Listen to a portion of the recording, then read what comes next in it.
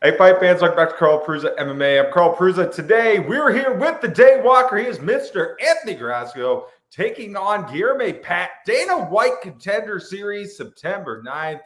Mr. Day Walker, how are you doing today? Good, man. How about yourself? Doing good, man. You made such a name for yourself on the regional scene, become one of the more dominant heavyweights, just winning that CFFC strap.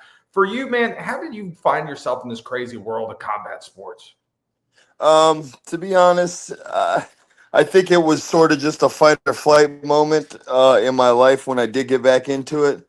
Um, but more so now, I've just sort of grasped that I am great at it, and I'm just gonna run with it. You know, it seems to be the only thing in my life that's easy to do, and it works for me, and beyond works for me. Obviously, I mean, I got signed to the NFL of fighting, so. I mean, I just think that life works the way it does, and that's how my life works. So I'm just gonna roll with it. No, absolutely. What thing's really cool about you is you've been doing this for a very, very long time. Your first contest in typology, at least, is 2012. And what a lot of people don't realize, mixed martial arts right now is so much different than it was 15 to 20 years ago. There was a Yeah. time where people were calling MMA human cockfighting. Guys would fight at bars, barns. I've heard dirt roads sometimes. The sport has really grown and evolved. When you first started getting into this, do you have any stories of maybe mystery opponents, your beginning fights, fighting at a bar, fighting at a barn? Do you have anything crazy? Yeah, I mean, I've fought in a bar, in a barn. On my Facebook, I got one of my bar fights on there, man. That was when I was 18. I went in there to box some guy for $100.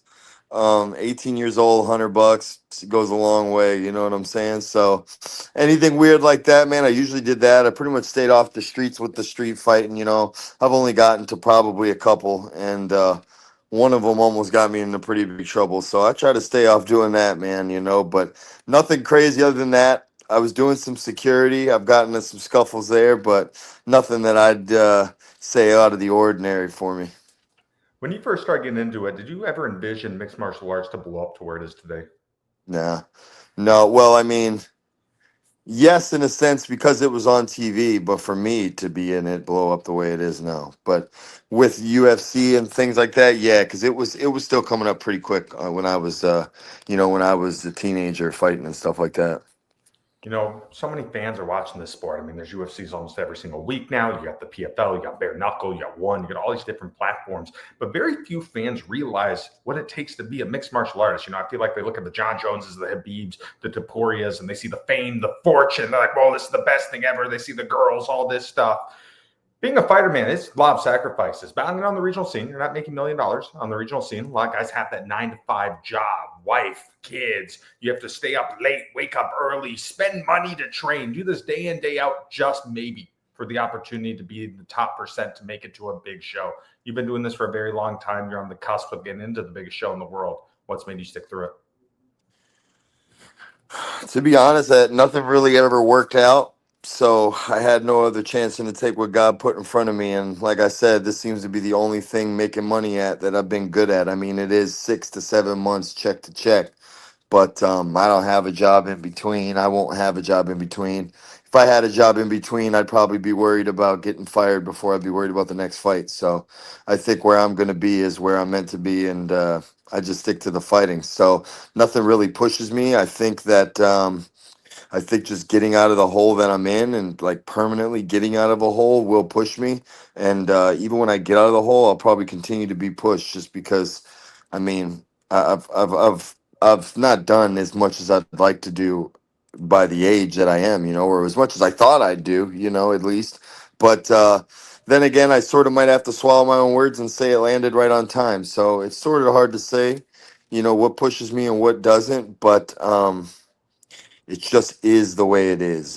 Things are the way they are. There's no way that I could change in any way how things are going to happen. I could maybe try to throw it in a negative direction, but I think if I tried to go positive at something else, it wouldn't work out this way. I mean, nothing has. So this is just where I have to be, and this is just the way life has to go. I have to be this great. I have to go through these things, and winning the title that I just won was no surprise. Winning the next one won't be a surprise either, whether it's Tom, whether it's whoever's holding it. I don't care, man. The last couple bouts that I've watched on UFC, I mean, looks like my dogs fighting in my living room, and they do better. They hold up for longer. So I don't know, man. There's nothing you can't. I don't. I haven't had an interview yet where someone's like, "Who are you like worried?" I'm not, I'm not even, and that's not me even being cocky. That's me being fucking serious, bro. I'm not worried about September 9th.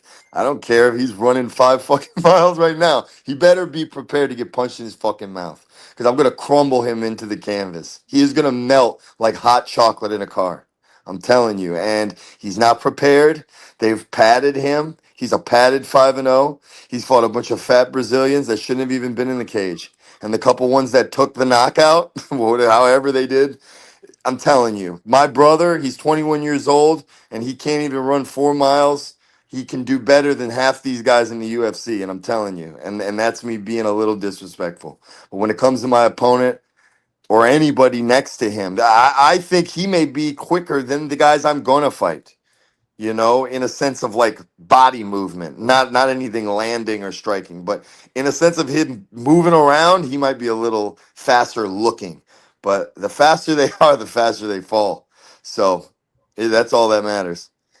Your last time out, you took on Bailey Schoenfelder, obviously winning that big CFFC strap. Coming into a Bailey top prospect, was on the Contender last year. A lot of people had their eyes on him. You went out there, man, and you put on a heck of a performance, getting a huge first-round victory. Looking back at it now, are you happy with it? Yeah, yeah, yeah. I mean, I'm always happy with doing exactly what I said I'm going to do. I mean, there's no mixed feelings about that. I mean, I said I was going to do it. Everything I trained. I mean, I had people laughing at my training. We do nothing but spar. We spar, spar, spar. 3 days, 4 days a week, we spar. The technical work is every other day. When it comes to like pad work and cardio.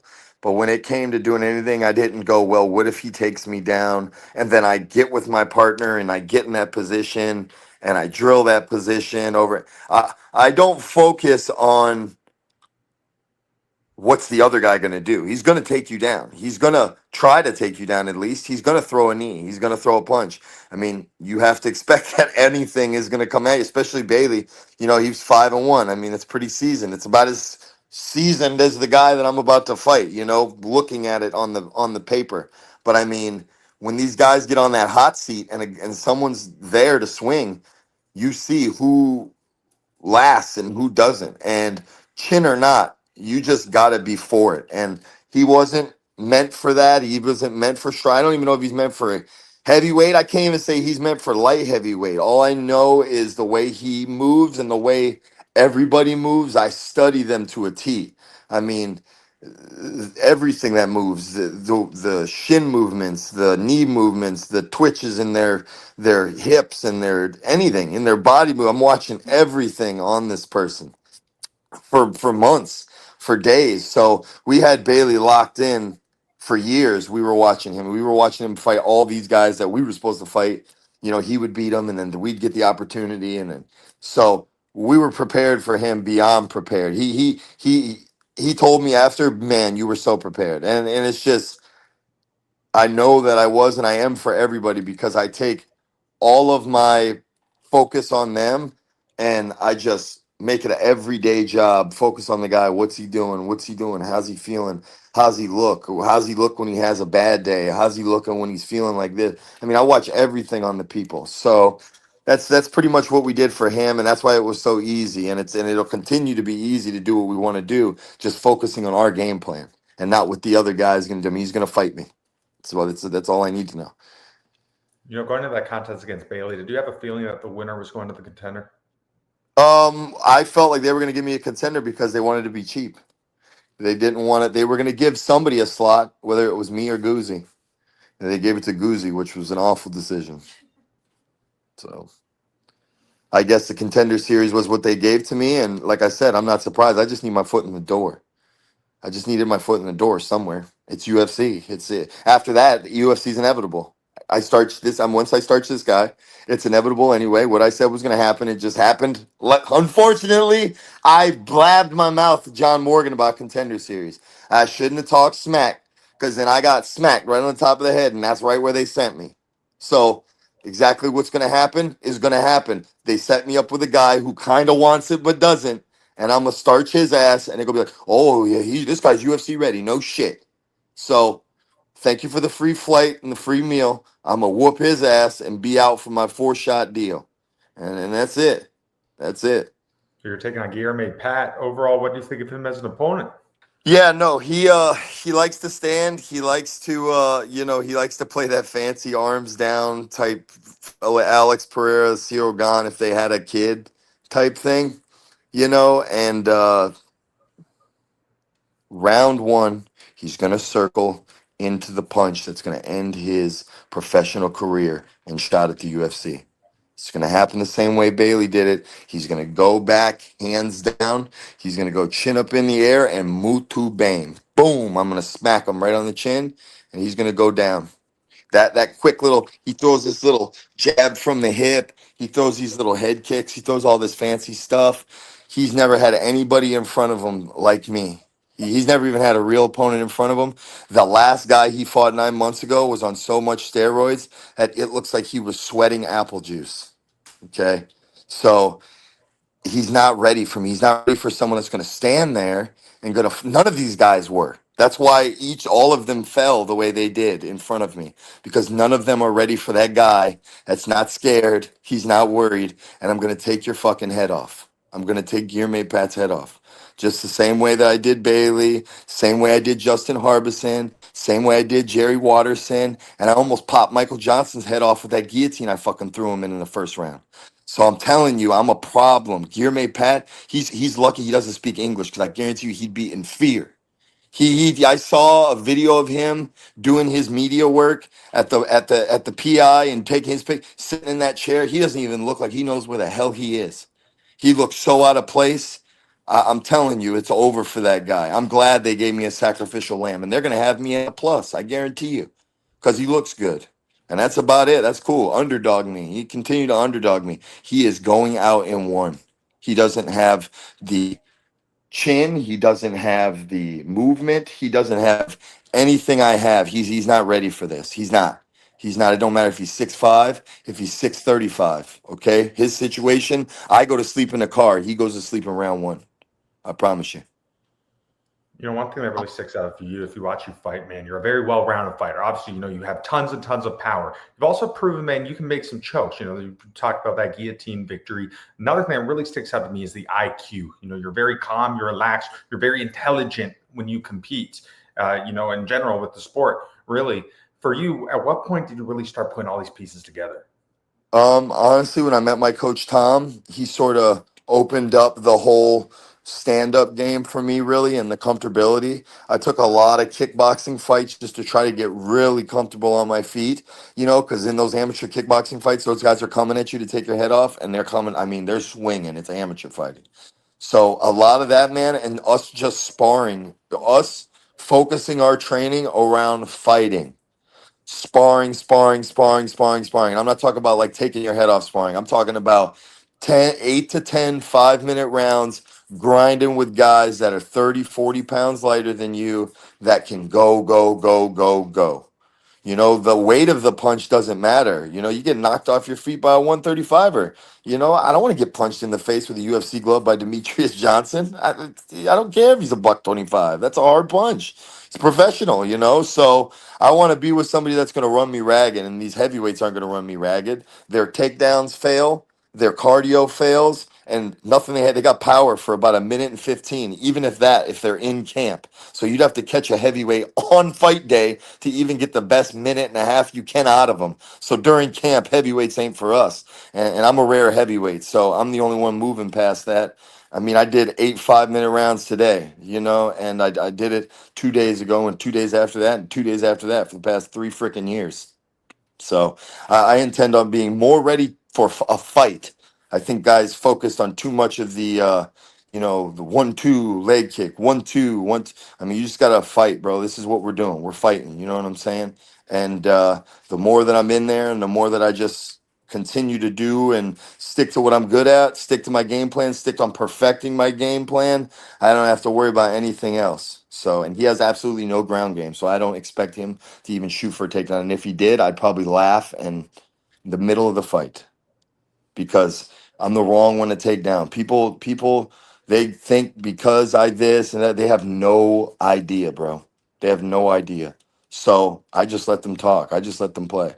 And standing on the feet gets it done the quickest. So that's the way I do it. And that's the way I intend to do it September 9th. So I think for the most part, people who watch mixed martial arts, they understand what you guys are doing in the sense of training, trying to get in the UFC, trying to win belts, all that stuff. But I think very few people understand the fight outside of the fight. That's that fight to avoid having to clock in at 9 o'clock in the morning and 5 o'clock in the afternoon. It's the fight to secure financial freedom. It's the fight to live a life on your own terms, not following societal norms. Do what you want and make the impact in the world that you want to do.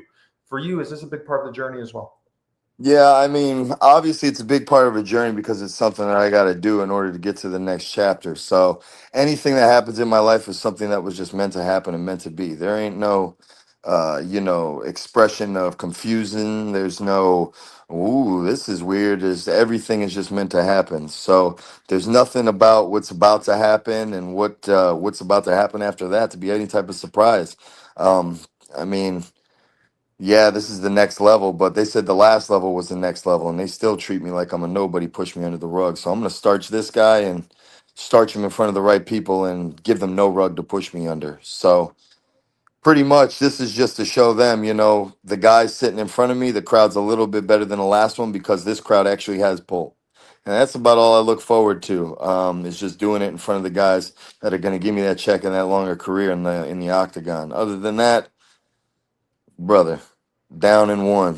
Yeah, that's about it. That's all I got. That's it. I mean, it's simple. It's that simple. I'm not nervous. I'm not nothing. I got nothing but pain for this boy. So I hope he's ready. Do you think fighting is more mental than it is physical? I mean, I'm out of my fucking mind. So I could tell you, you know what I'm saying? I mean, it has to be because, when I was younger, I wasn't like a, crazy fat out of shape kid. I was in good shape, but I didn't have it in here. So I mean, from 16 at my first fight at 16 till 31 now, I've lost my marbles. So that's just the way life did, and it just panned out this way. And it just so happens that I'm more driven than a car can be with a full tank of gas. So it's over either way. For you, what would it mean to get signed to the UFC? I mean, it means that God's just doing what He intended on happening for me. I mean, I'm gonna get signed to the UFC because once that win comes, it's in my contract. So everything is controlled by me now. Now it's a problem because now I move the damn chess pieces. So while I'm the king of the chessboard, I'm gonna continue to move my pawns and knock them over the way I'm supposed to. And 3-fight contract, 4-fight contract. I'll have $1 million contract, one of those contracts. So that's the way things going to be in my life. Absolutely. All right, Anthony, last question for you, my friend. In a perfect world, what is the outcome on September 9th when you find the Dana White Contender Series against Guilherme Pat? KO in the first round and let Dana know that I could fight Monday to Friday except Wednesday because I got to get my son, which means I could be back next week or the next day on Thursday after I drop him off. Absolutely. That's it for us today. But Anthony, man, thank you so much for the time. Really appreciate talking with you. And I can't wait to see you in action, man. It's going to be a fun Yes, fight. sir. Of course, man. Thank you. Absolutely. That's it for us today. I'm Carl Peruzza. That's Mr. Anthony Guarascio. Watch him September 9th, taking on Guilherme Pat, Dana White Contender Series. Take care, fight fans. See you, man.